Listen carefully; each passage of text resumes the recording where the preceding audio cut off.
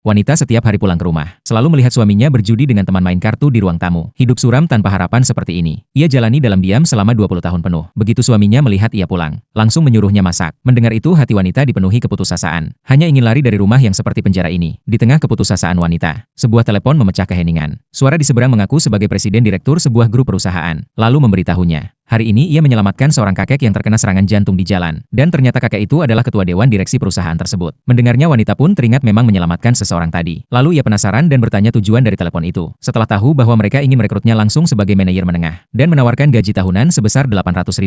Wanita itu dengan senang hati menerimanya. Kemudian pihak perusahaan memberitahu bahwa dalam setengah jam mereka akan mengirim orang menjemputnya. Saat itu wanita sadar ini adalah satu-satunya kesempatan untuk lepas dari kendali suaminya. Ia pun segera berkemas, mengemasi barang-barang miliknya dan putrinya. Turun ke bawah untuk bertemu perwakilan perusahaan. Begitu mereka bertemu, orang itu langsung bilang sudah tahu kondisinya, dan berharap kesempatan ini bisa mengubah hidupnya. Lalu menyerahkan kontrak kerja yang sudah disiapkan, dan mengucapkan selamat karena ia resmi jadi sekretaris ketua. Setelah wanita menandatangani kontrak, ia diminta segera menyelesaikan persiapan, dan diberitahu bahwa perwakilan akan menunggu di bawah. Wanita pun langsung berlari ke atas, berniat membawa putrinya pergi selamanya dari rumah yang menyesakan ini. Namun saat mereka hendak pergi, mereka mendapati suami dan teman-temannya sudah lebih dulu pulang. Melihat itu wanita langsung menyuruh putrinya masuk kamar dan mengunci pintu. Sementara ia sendiri berpura-pura tenang seperti biasa menyambut suaminya. Saat itu ia mendengar salah satu teman suaminya berkata, bahwa ketua dewan direksi perusahaan pagi ini terkena serangan jantung, dan diselamatkan oleh seorang wanita yang lewat. Bahkan ketua sudah memerintahkan untuk menemukan penyelamat nyawanya itu, dan menjadikannya bagian dari keluarga konglomerat. Mendengar ini suaminya langsung tertarik, menyuruh temannya menjelaskan lebih detail. Tapi temannya hanya tahu bahwa penyelamat itu seorang wanita. Mendengar itu tangan wanita mulai berkeringat. Saat itu suaminya menatap tajam koper di pojok ruangan, dan memaksa bertanya apa yang ingin ia lakukan. Belum sempat ia menjawab, suaminya sudah menyuruhnya mandi, agar bisa melayani teman-temannya nanti. Wanita itu langsung membeku ketakutan. Lalu salah satu teman suaminya menjelaskan bahwa suaminya hari ini kalah lagi $30.000, dan satu-satunya cara melunasi utang adalah menjual tubuh istrinya. Mendengar itu wanita marah luar biasa, dan langsung berkata pada teman suaminya bahwa ia tak ada hubungan lagi dengan suaminya. Mendengar itu suaminya langsung panik, cepat-cepat membujuknya, berjanji akan berhenti berjudi, dan tidak akan menyentuh meja judi lagi. Tapi wanita tahu suaminya tidak akan berubah. Ia pun marah dan melepaskan diri, berkata bahwa siapapun yang menghalangi hari ini akan ia lawan, karena ia harus membawa anaknya pergi dari tempat ini. Mendengar itu suaminya langsung marah besar, berteriak apakah ia benar-benar tega melihat suaminya jadi cacat. Tak disangka ucapan itu malah memicu kemarahan wanita yang sudah ia pendam selama 20 tahun. Ia menunjuk suaminya dan memaki, mengatakan semua ini pantas diterima suaminya sendiri, tidak bisa menyalahkan siapa-siapa. Namun saat suaminya tahu kata-kata tidak lagi berguna, ia pun menarik paksa istrinya untuk melayani teman-temannya. Saat itu sang putri mencoba menghentikannya, namun langsung didorong ayahnya hingga terjatuh ke lantai.